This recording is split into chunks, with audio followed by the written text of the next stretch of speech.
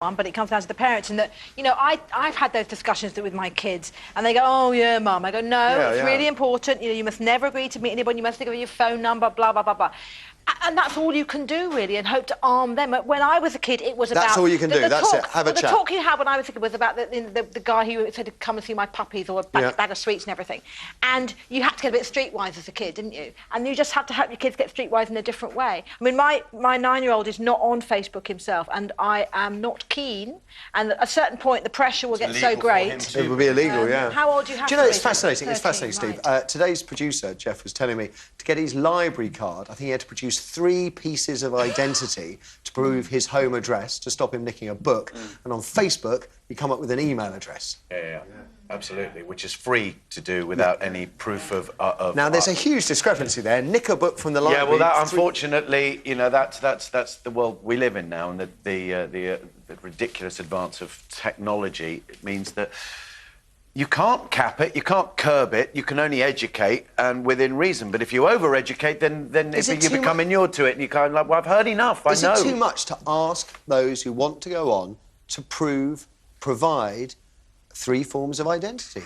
Well, yes, it is when you're so very it is, young. it's okay but the other for a thing library, is but it's not. But that's it's still not. not. Well, that's a different issue. But it's still not going to stop people being gullible or curious, because unfortunately that's human nature. The thing that something like this just kind of accentuates it. Put it in. So when your kids get older and they want to join, what are you going to do? My kids don't ever go out. They're in a cupboard. like a tortoise, they have holes in the top, and they forage for nuts and berries for the season, and that's it. And at least they're safe. At least they're safe for. Yeah, I mean, no. The thing is, of course, like Larry said, you don't want to emphasise points, because eventually children just go, I've heard enough. And the peer pressure thing is colossal. Yeah. And it is, you know, and when you've got Facebook on phones now, it's very difficult. So you want your child to have a phone at a certain age, so they're kept in contact with you for safety reasons, but then they can get what they need on the phone. So it's really hard to monitor. Impossible. So it's hard to monitor. Do you lay down hard rules on it? Do you think it needs controlling?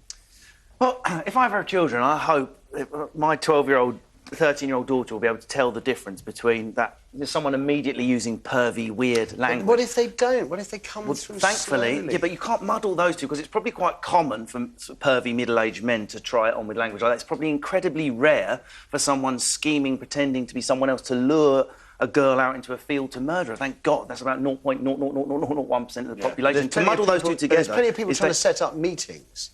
I used to do phone chat. Do you remember BT used to have one called Chatabout? And I used to be a mentor on that.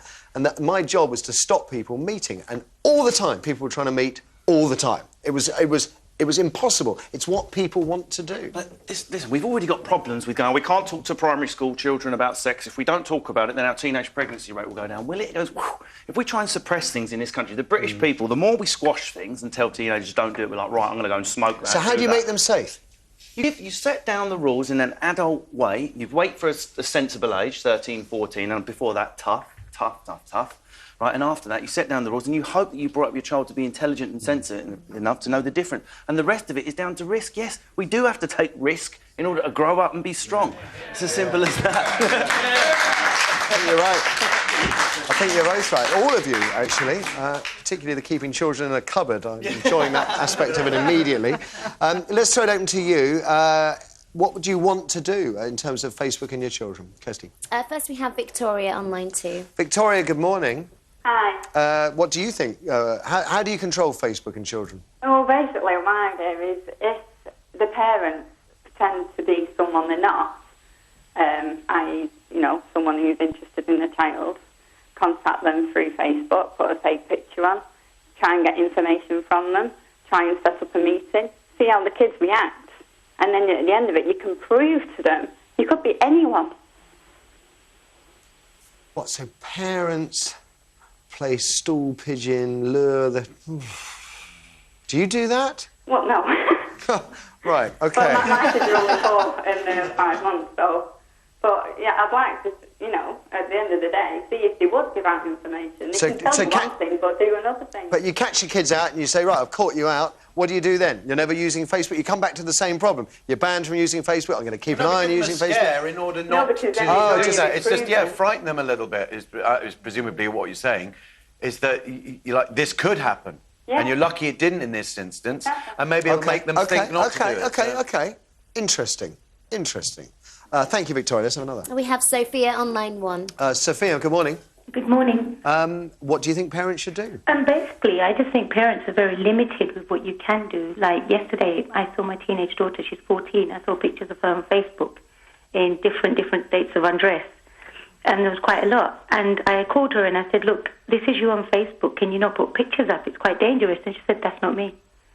And I'm like, it's there. No, Photoshop technology, that's not me. Somebody's put it. So when you speak to a teenager, it's very hard for them to actually admit, even when they're caught out point-blank evidence, that they are doing something. Sophia, so you're saying that the photos were definitely of her? Definitely. And how do you have access to her Facebook? A friend of hers was actually worried about her and said to me, take my name, take my password, log on and have a look at your daughter.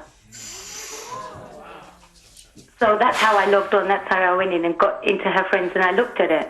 And what she turned around and said to me is, well, you can't stop me going on Facebook. I said, I'm not going to do that. I just want to educate you. It's quite dangerous. And she said, yes.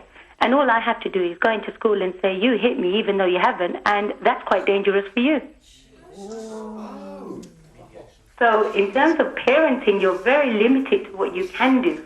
I'm absolutely speechless, Sophia. I'm speechless. So was I. I've actually left it. I'm actually Sorry, waiting. Larry's just said, is that what I've got to look forward to? Oh, God. I'm actually sitting here thinking, OK, I'll possibly get a phone call from school today. OK, Sophia, what would happen if you insisted you had access to your daughter's Facebook What page? it is what I said to her, what she says is I don't go on Facebook. The problem is, if you buy a pay-as-you-go SIM and have £10 top-up a month, it gives you 3 months free internet access. With Facebook, with MSN. So even if you're monitoring home computers, you can't monitor the mobile phone. So really, Steve's idea, keep them in the cupboard, throw them nuts. Excellent. Can I have the address of that cupboard? It's making more and more sense. Sophia, thank you. Let's have another. Sure, on line 3 we have Jackie. Jackie, good morning. Good morning. After that last alarming call, have you got any ideas about how we should do with I'd Facebook? like to lock my daughter in the cupboard, but she won't let me. My daughter's 14, and I only allowed her to go on Facebook when she was 12, after sort of lots of, she's had friends on it and she wanted to go on it. But the only way she is on it, she's actually invisible, so she can only go onto her friends' sites to get people on it. Do you trust her? I do trust her, yes, because I've got her password and she knows. I know it sounds a snooping mum. When she goes to school, I look on it. She's 14. Yeah. When she's 16, 17, like Ashley Hall, 17 years old, do you think you'll still be able to have that relationship then? Hopefully, yeah. I mean, I know that she goes on, like the lady before said, that they can go on Facebook on their phones and things like that. But I think if you build up a relationship with your children, I'm not saying she's going to be an angel forever, but also, I've always said to her about, the dangers, like with Ashley yesterday. As soon as she came out of school, I said, this has happened to someone. I'm trying to scare you into things, really, to make sure that she is safe. You see, I know loads of people who've been conned by people, adults who've been conned by photos there, and I'm just thinking, you're asking your children to wake up to something that we as adults don't do. I just thank you for the call, Jack. I just want to run down. Does the panel, do you guys think that Facebook should be doing more to make it safer? Russell, do you think there should be more of an effort? Are they doing enough? I just think if you start to tie Facebook up in red tape, then the kids will move to Bebo or Twitter or whichever is easier to use. Just go somewhere else. You cannot just say let's tell teenagers, right, this is now illegal because people forgotten what it felt like to be 15. I wanted whatever my mum said I could not have. Me too. And the more you glamorise it, the more you'll go after it. You have to have. I mean, it's terrible that story in the middle. She's obviously just got a generally rebellious daughter. Well, yeah, but that's just what you said. That's what kids do. And I mean, I know teachers that have been told by pupils, I'm going to tell my mum that you've bit me or you've done this, and teachers are wandering around in fear. A lot of people come see my stand-up at people aged between 13 and 17, right? So I've got experience at this age. I get the best results communication-wise by speaking to them on the level as though they were adults, but knowing in the back of my mind maybe you're not fully an adult at 12 or 13.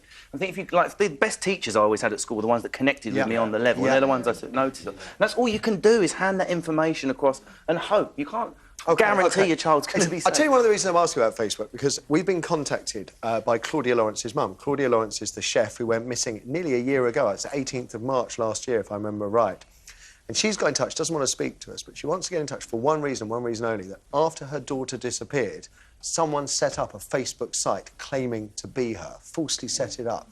I've had Facebook sites, 2, I think, set up under my name. I've got one. You know, and it's just...